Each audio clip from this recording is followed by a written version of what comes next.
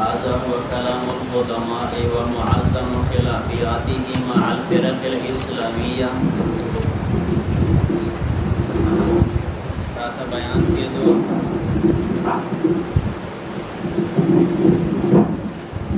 د علم کلام د نور علوم سره فرق ذکر شو، بیا وجه د تسمیه بیان شو، او ذکر کوي د علم کلام یو د متقدمین حضرات علم کلام دی او بل د متأخرین حضرات علم کلام دی. بیا فرمایي دا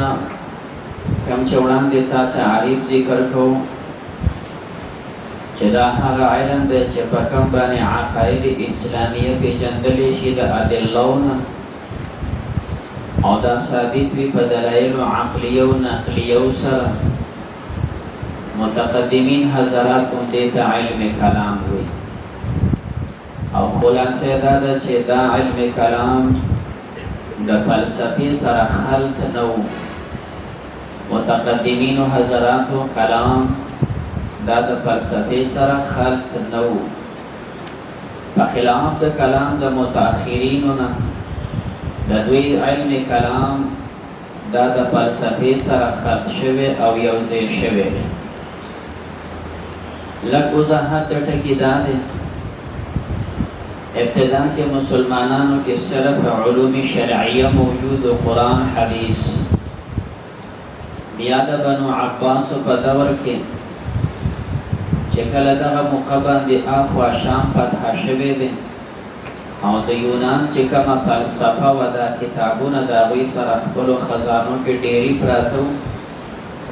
خو مسلمانانو د هغې څه پروا نه کول او دغه ته علم د سره وینه. بیا د بنو عباسو په دې دور کې بعضې خلفا داسې وو چې هغه د دې سیز شوقیانو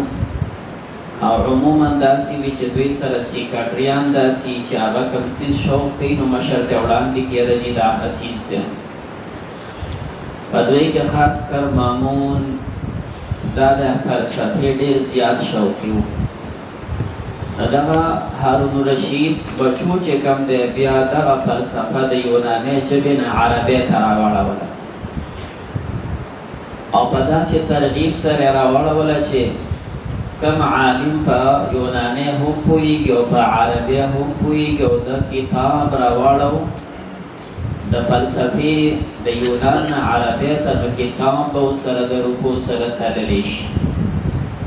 لہذا د خلکو نور کار څه دی چې په بېغم ورته کېناستل او دا کتابونه یې راوړل،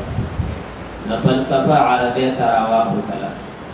او چې هر کله عربۍ ته راواخوته نو خلکو زده کوله، جمهوریانو هم دا شی زده کو.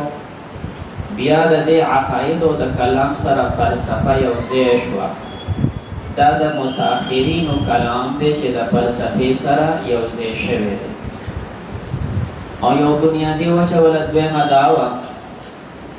چې کوم متقدمین حضرات دي د هغوی مقابل کې فرق اسلامیه وو، یعنی هغه خلک وو چې هغوی ځان ته مسلمانان وي، که هغه خوارج دي او که هغه روافض دي او که هغه معتزله دي، خو دوی ځان ته مسلمانان وي او د اسلام په ژبه کې خطا شوي دي. نو د اهل حقو مقابل کې فرق اسلامیه وو، په دوی باندې دوی ردونه کول، نو کله دلیل عقلی ذکر کول او کله دلیل نقلی ذکر کول، ځکه هغه مسلمانانو قرآن حدیث پې منو. نو دغه متقدمین حضرات چې مقابل کې فرق اسلامیه وو نو فلسفې ته ضرورت پکې نه وو، د دوی کلام خالي و د فلسفې نه. وروستو چې کله اسلام خور شو دنیا ته، د اهل حق مقابل کې یو طرف ته که فرق اسلامیه وو، بل طرف ته دوی په مقابل کې دهریه او زندیقان او غیر مسلم هم وو. هر کله چې د متأخرینو مقابل کې غیر اسلامي فرق هم وو، نو د هغوی د رد دپاره دوی د فلسفې اخیستنه وکړه او د فلسفې زده کړه وکړه. ته چې په چا باندې رد کړې نو د هغه په زبان او د هغه په لهجه به رد کړې. معنا دا ده چې ته خو هغه پېژنې بیا به ترې رد کوې. دغه غیر مسلم یونانیان هغوی په خپل فلسفې فخر او ناز کو، د مسلمانانو دغه شی زده کو، بیا د هغې د جوابونو او د هغوی چې کوم د دلایلو ټول وکړو چې کوم دی، د دوی سره مقابل کې فرق اسلامیه هم رال او ورسره غیر اسلامي تحریض انتقاد اهل کتاب یهود دا پکې هم رال. نو ځکه کلام د متأخرینو داخل شو د فلسفې سره،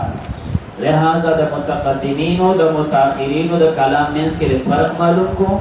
یو مخلوط بل غیر مخلوط خلط شوی کم وقت کې دی، او بیا د متأخرینو کلام ولی مخلوط شو د فلسفې سره، مد مقابل په بنیاد باندې داسې شوي دي. نو دی فرمایي هاذا دا چې مخکې مې تکم بیان کو چې دا علم دی یفید معرفة العقائد عن ادلتها العقلیه والنقلیه، دا کلام د قدماو دی. او بل د متأخرین وروستو راځي چې هغه د فلسفې سره خلط دی. دې متقدمینو حضراتو په کلام کې فلسفه ولې نه وه، ومعظم خلافیاته او لوی اختلاف د متقدمینو مع الفرق الاسلامیه، دا اسلامي فریقو سره و چې هغه خوارج دي، روافض دي، شیعه دي، معتزله دي. خصوصا المعتزله خاص کر دې مد مقابل معتزله و. دا ولې خاص مقابلو؟ لأنهم أول فرقة ذکر دا اول هغه جماعت دے اسسو قواعد الخلاف چې دوی بنیاد ایښی د قاعدو د خلاف، دوی مخالف شوي دي لما ورد به، د هغې نه خلاف شوي دي چې په کوم وارد دی ظاهر السنه، ظاهر د سنت پې وارد دی، وجرى عليه جماعت الصحابه او په هغې باندې تلې جماعت د صحابه رضوان الله علیهم اجمعین. پدې دوه ټکو کې چې دې خلاف شو ظاهر د سنت نه، نو خلاف د سنت دي، د صحابو د جماعت نه خلاف شول، نو د جماعت نه خلاف شو، نو دا هغه خلک دي چې اول دی خلاف د اهل سنت والجماعت نه کړی دی. اشکال دا پیدا کېږي چې دا خو اولی خلک نه دي، د دې نه وړاندې خو نور خلک هم تېر شوي دي. مثال په طور د حضرت علي صاحب د جماعت نه څه کسان ووتل د حروریې، او ورته ویل تم کافر او حضرت معاویه هم کافر دی، خوارج یې ورته ویل. عبدالله ابن عباس صاحب لاړو د هغې سره بحث او مباحثې مناظرې وکړې، بعضې کسان پوه شول واپس حق ته رالل، خو څوک راتلل. علي صاحب د هغوی سره سخت وجنګېدو چې کوم دی، او د نهروان غزا ورته وایي، په نهروان غزا کې داسې کړل چې یو د بل د پاسه ډیري وغورځول. د هغې نه پس بیا علي صاحب وفرمیل ما د پیغمبر علیه السلام نه اورېدلي دي چې د دې خلکو مشري به داسې کس کوي د هغه لاسونه به بوچې غوندې وي، هغه داسې انداز وي، داسې انداز وي، هغه په دې کې مري تاسو دا مړی وګورئ، په دې کې به دا سړی دا خلک پسې ګرځېدل وایي نشته پکې، وایي ویې ګورئ وایي نشته پکې. علي صاحب پخپله پسې راغی یو یو مړی لرې کوو، وایي پیغمبر وایي څنګه پکې نشته، دا یو یو مړی لرې کوو لاندې هغه مخته چې ورته وایي دا پکې لاندې پروت وایي دا ده. دا دی چې کوم دی د هغه مټې نه وي داسې غوښه شانتې و، په دې سر باندې ویښته و لکه د پیشو د لکۍ په شان ده، هغه سړی وایي دا دی. نو دا خو مخکې د علي صاحب په وخت کې به هغه سره جنګېدلی دی، معتزله خو وروستو پیدا شوي دي، نو څنګه دې اسسو؟ جواب ترې نه دا دی مراد د اسسنه هغه چې کوم دی شدت او قوت دی. دغه حضرات هم د علي صاحب او د بل خلاف دا موجودو شیعګان خوارجو، لیکن هغه وخت کې دومره طاقت او قوت د دوی نه و، څومره طاقت او قوت چې معتزله ته میلاو شو. هغوی دپاره خو دغه چند کسانو د حروریه او علي صاحب قتل کړ، بیا چېرته یکه دوکه یو ځای بل ځای داسې و، خو داسې نه و. په خلاف د معتزلو نه معتزلو خلاف وکړو، د هغوی دا خلاف دی حتی ورسېده چې قوت یې اختیار کړو، هغه قوت حکومت ته ورسېده. مامون معتزلي بادشاه دی، وزیران بادشاه، هغه وزیران معتزله دي، بادشاه معتزله، وزیران معتزله، قوت دې ته وایي. همدارنګه د پسې واسق او بل دي دا بادشاهان دي او د مسلمانانو لوی حکومت دي او د مشر معتزله وزیران معتزله اهل حق او باطل وي. نو اسسو اول جماعت دي چې بنیاد یې خېده په شدت خلاف کې دوی دي ځکه طاقت ورسره هغه نور سره طاقت نه اگر چې د نمخ کې نور موجود دوی خلاف شو د اهل سنت والجماعتنا ببعض العقائد وذلك وجد وجه لان رئيسهم د دوی مشر واصل ابن عطوه حسن بصری رحمه الله یو تابعی دی بزرگ دا 22 هجری کې پیدا دی حسن بصری او د پلار دی یسار دا زید ابن ثابت رضی اللہ تعالی عنہ غلام دے او دا دمور دا حیرہ دا ام سلم رضی اللہ تعالی عنہ وینزوا دا دوی نکاح شوی دا دا غینا حسن سے پیداش دا حسن 22 ہجری کی پیدا دے دا حضرت عمر 20 ہجری کی دا حضرت عمر سے 2 کالا خلافت دا پاتیو چی دا پیداش او چې کله به د جړل نو مور ابي ام سلمہ به د خپل سینه په خوله کې ورکړه او دا غینه الله پاک ولته جاری کړل نو چې ام سلمہ ابي د نبی له سلام په حرم کې ده او د نبی له سلام د حرم په د اوسکل نزګره د کمالات ودکو حسن بصری سے ډیر لوی عالم بزرگ او صوفی دی چې دا عمر سے 2 کال خلافت پاتې دي هغه دنیا نه تللی دی د حضرت عثمان ملاقات کړه دي د نور حضرات ملاقات کړه دي علی سے او دا جید عالم او صوفی بزرگ دی نو بیا چې کوم دی د راغله بصره ته حضرت عثمان د شهادت پورې د مدینه کې چې کله عثمان سے شهید شونه بیا د راغله بصره ته بیا آلته ژوند تیر کړی دی په هر صورت دی لوی عالم دی داس کې ناس دی یو کس راغی تاسو وکړو ویچی داسې مسائل بار راشي نو بعضې دا وایي چې مسلمان مؤمن نه ګناه وشي دا ګناهو ته هېڅ نقصان نه رسوي ایمان نه پس سړي نه خطا کېږي هېڅ خبره نه ده د عقایدو په اصطلاح کې دې خلکو ته مرجیه وایي دا یو جماعت دی مرجیه دوی وایي چې څنګه په کفر کې سړی نیکي کوي دا نیکي څه فایده نه ورسوي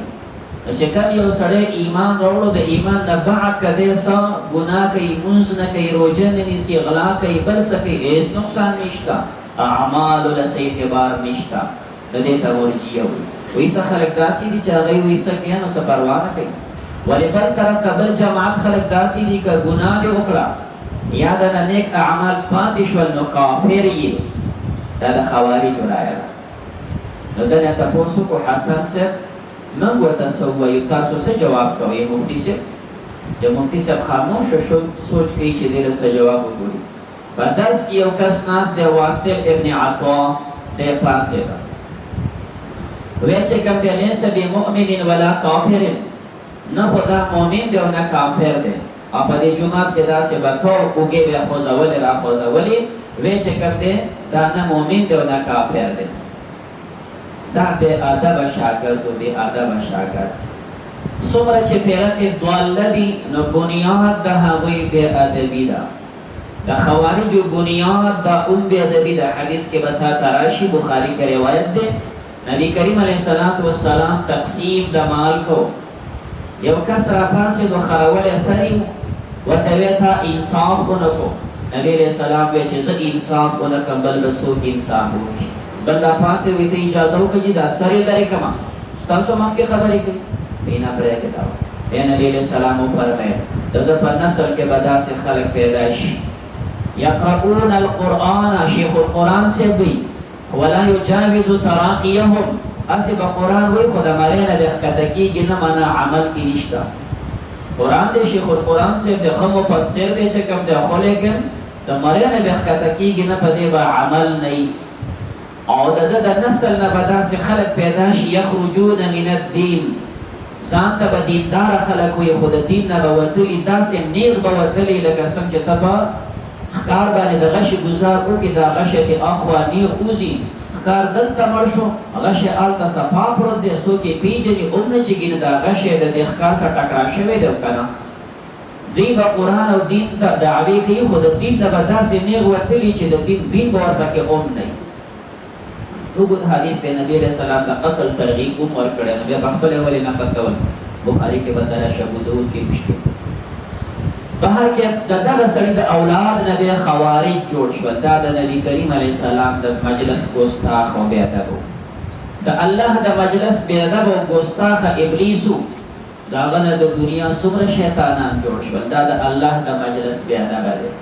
او دا د خوارج مشر د پیغمبر علیه السلام د مجلس بیا ادب دی او د معتزله مشر واصل ابن عطا د حسن بصری د مجلس بیا ادب دی ابو هريره رضی الله تعالی عنه فرمای چې په غیر صحابو کې د صحابو په شان سره معنی دی لیدل کوي نو حسن دی حسن داسې سره دی چې صحابي نه دی خو چې ته ګورې د صحابو په شان دی دا حسن بصری دی او دا صاحب د هغه د مجلس نه پاڅېدو بې ادبي وکړه ویې چې که دی لیس بمؤمن ولا کافر او جومات کې بیا داسې اوږې وهلې حسن صاحب ورته کتل ویې اعتذر عنا دا زموږ نه بېل شو اعتذر عنا زموږ نه بېل شو بل د حسن صاحب خبره ولاړ معتزله شول معتزله نوم ورته کېښودی شو او یو دویمه وجه دا راغلې ده کله چې په مجلس کې پاڅېدو او ویې لیس بمؤمن ولا کافر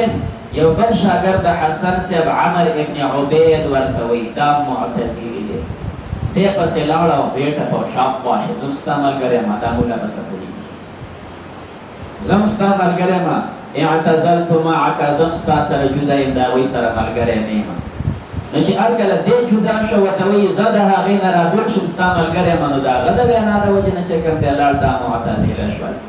نو د اهل حق په نوم او اصطلاح کې دوی یادېږي معتزله او دوی ځان ته نوم دي اهل العدل والتوحید نو فرمایي دا چې دا واصل ابن عطا پیدا دی په 80 هجري کې او وفات دی په 131 هجري کې 51 سال عمر دی نو رئیس د دوی چې واصل ابن عطا دی اعتزل عن مجلس الحسن البصري رحمه الله هغه د مجلس نه بېل شو ويقرر او د چې کوم دا تقریر کو چې ان من ارتکب الكبیره سو چې کسب د کبیره او کې مونږ پرې خو د مرتکب د کبیره دی دروغ دی او مرتکب د کبیره لیس بمؤمن ولا کافر نه خدا مؤمن دی او نه کافر دی ويثبت المنزله د ثابت ولا مرتبه بین المنزلتين فما بین د دوه مرتبو کې یو مرتبه د ایمان او بل د کفر د بدینس کې بل مرتبه ثابت ولا لہذا دا مرتبه د ایمان او د کفر په منځ کې خودی دنیا کې ثابت ای آخرت کې یو مرتبه د جنت او د جهنم او بل د اعراف ده او د اعراف څخه خاص مرتبه نه راخه دا ختمي آخرت کې بیا دوی چې کوم دي دا مرتکب د کبیره دایمي جهنمی وي په شان د کافرانو البته به دوه مرتبه نه وي البته صرف یو جنت او بل جهنم سب چې کافر ابدي جهنمی دي دا مرتکب د کبیره دا ابدي جهنمی دي د معتزله او په خیال البته بیا دوه مرتبه نشته ته دی ولا یو جنت او بل جهنم فقال الحسن حسن سيبقى قد اعتزل عنا دا زمون جدا شو فصم المعتزله دا مسمى شو فمعتزله وسا وهم او دوی صم انفسهم دوی مسمى کړي خپل ځانونه اصحاب العدل والتوحید چې موږ اصحاب عدل او اصحاب التوحید یو ځان ته پردانو ورګي خو نو وجه دا ده چې ګوره د دوی دا خیال دی چې کم سړی نیکی کوي مسلمان دی مؤمن دی په الله واجب دی چې د جنت ورکړي او اهل حق په الله باندې واجب اسم نه ګڼي د دې وجوب ته کې الکشن د مخکې کتاب کې را روان دي چې دا وجوب څه معنا ده وجوب شرعي وته وایي وجوب عقلي وته وایي څه شی وته وایي خو به هر کې د دوی رائے دا ده چې کوم سره نیکی کوي ایمان دی طاعات کوي نو الله باندې واجب دی چې د جنت ورکړي او چې کوم سره کافر دی بد عمل دی واجب دی چې د جهنم ته ورسي دا عدل او د انصاف خبره منکو ځکه ځان تسوي اهل عدل وي په خبر اهل حق الله باندې اسم واجب نه وي کته تمام زندگی په طاعاتو کې تیر کی او الله دراخله ورته جهنم ته اچي الله تعالی ظالم نه وي انصاف دی الله باندې چې څه سره کوي نو او که یو ابدي کافر الله راخي او جنت ته بوزي موږ ته انصافي نه وایو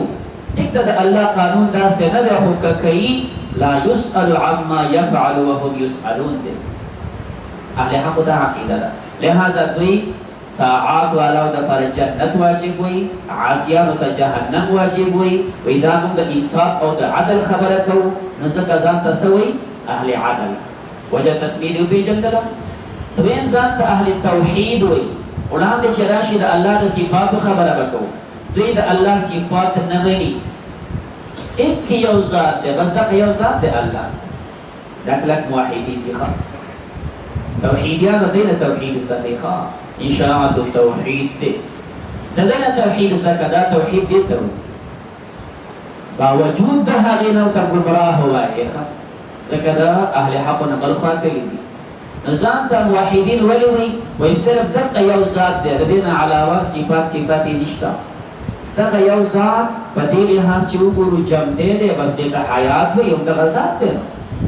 اور بدیل دق ذات دے بدیلی ہاں سیو گرو چے پا تمام کائنات یہ قدرت دے نو قدیر دے نو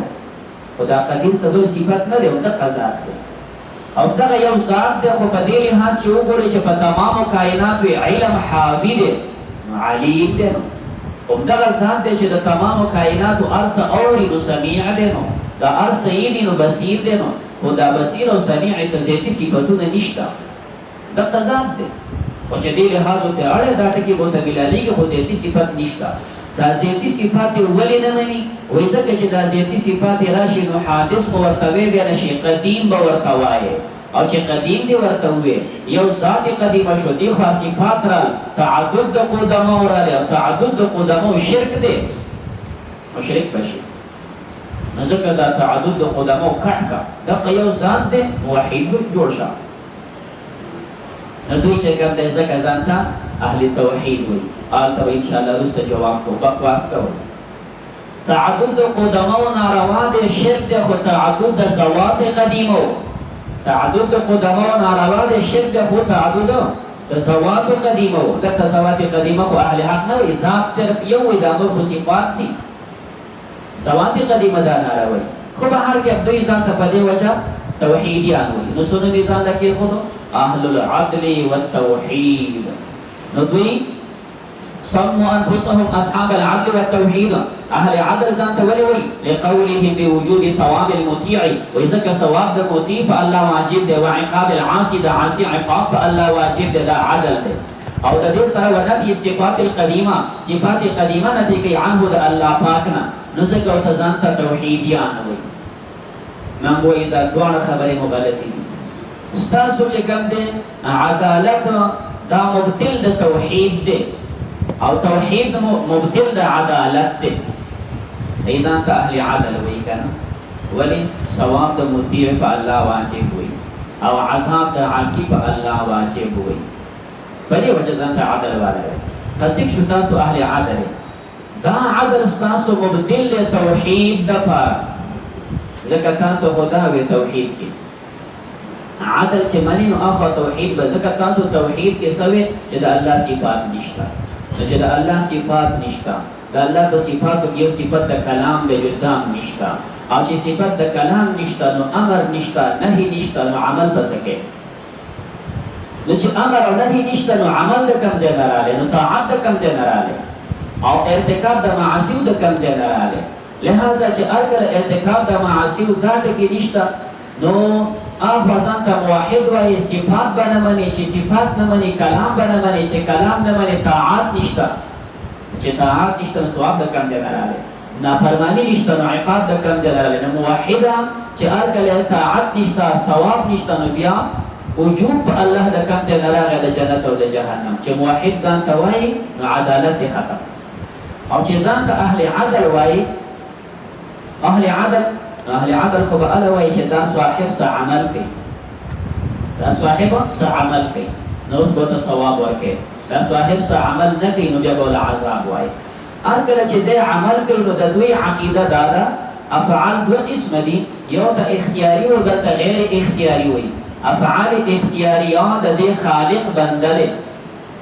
افعال اختیاریان دا دے خالق بندر تب اخبر اختیار منس کے او دس کے سبق وی اللہ ثواب در کے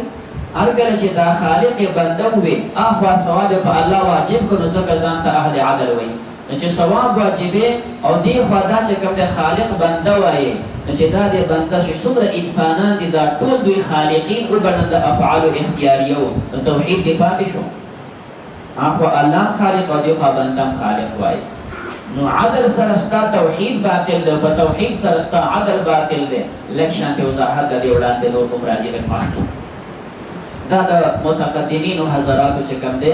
کلامو ثم انهم بيادا معتزله توغلوا في علم الكلام دی په علم کلام کې ورننه وتل اوس د متأخرین تذکرہ کوي وتشبثوا دی منقول اولګولې د ازیاء الفلاسفه په لامونو د فلسفي باندې فلسفیان روان وستو غیزان سره یو ځای په کثیر من الاصول والاحکام په ډېر اصول او احکام کې وشاع مذهبهم دا به مذهب خور شو په ما بین الناس خلق مینس کې دا مذهب خور شو ان ته چې حکومت د معتزله شو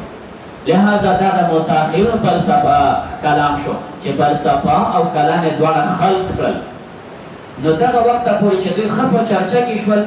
دوی دا علم کلام او فلسفه معتزله او پلاس کې راغستې و او کوم چې اهل حق او هغه علم کلام ته توجه نه کوله دوی صرف قران حدیث په طرف کې نیولې دوی صرف قران حدیث په طرف کې نیولې بس او فلسفه او کلام ته د اهل حق توجه نه و دا ټول قصه واګه د دوی سره وي الى ان قال الشيخ ابو الحسن تر دې چې ابو الحسن اشعری پیدا شو هغه حضرت به دوی سره خبر وکړه صلی الله علیه